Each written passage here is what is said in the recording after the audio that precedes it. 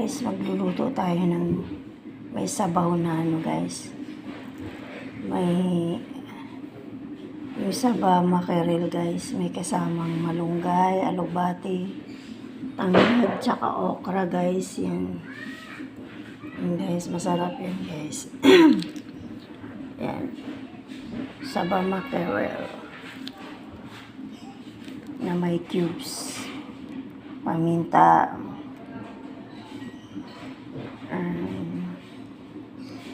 Guys, nag-isa na tayo ng bawang.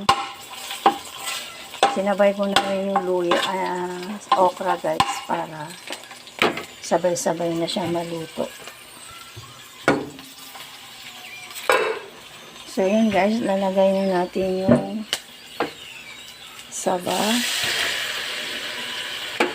Then yung tanglad. Yan. Lagyan natin lang. Sabay-sabay na yung kumulo guys eh. Isang kuluan kasi madali lang maluto yung luto na yung mackerel eh. Kaya luto na yung saba, kaya sabay-sabay isang kuluan o isang kuluan lang yan. Lagyan natin ng tubig guys. Pakuluin natin. Timplahan natin ng cubes para sabay-sabay na siya. Paminta, konting patis. Ayan. Then, konting sugar. Pakuluin natin guys. Takpan muna natin. So, yan na guys. Done na ang ating saba mackerel. Saba with tanglad and malunggay and alugbate. Sarap yun guys. Paborito ko to eh.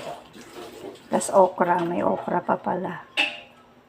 And guys, parang ano lang siya, steam lang, pero may tanglad siya guys. Sarap. Done na guys. Thank you.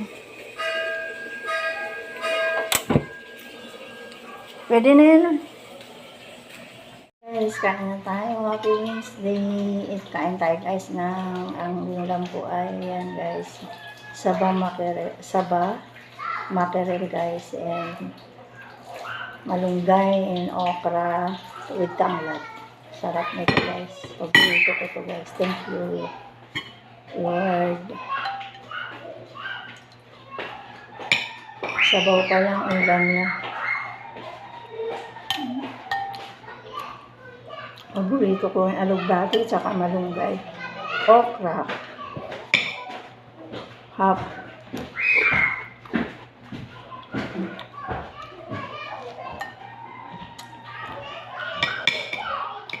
Guys, sa ano?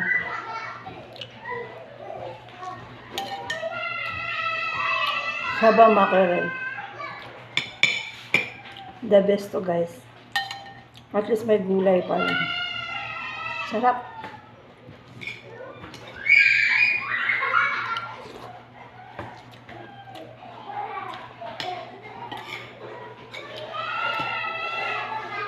Papalasa yung tanglad. Sarap. And optional guys, lalagyan ko ng oregano. Matanim ko.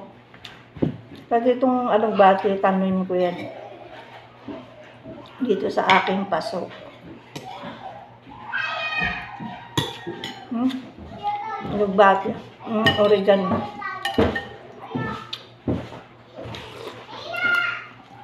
Sarap lalo.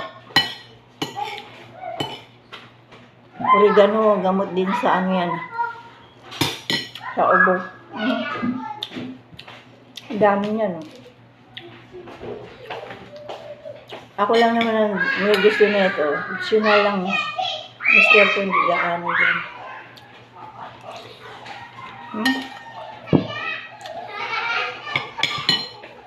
Thank you for watching.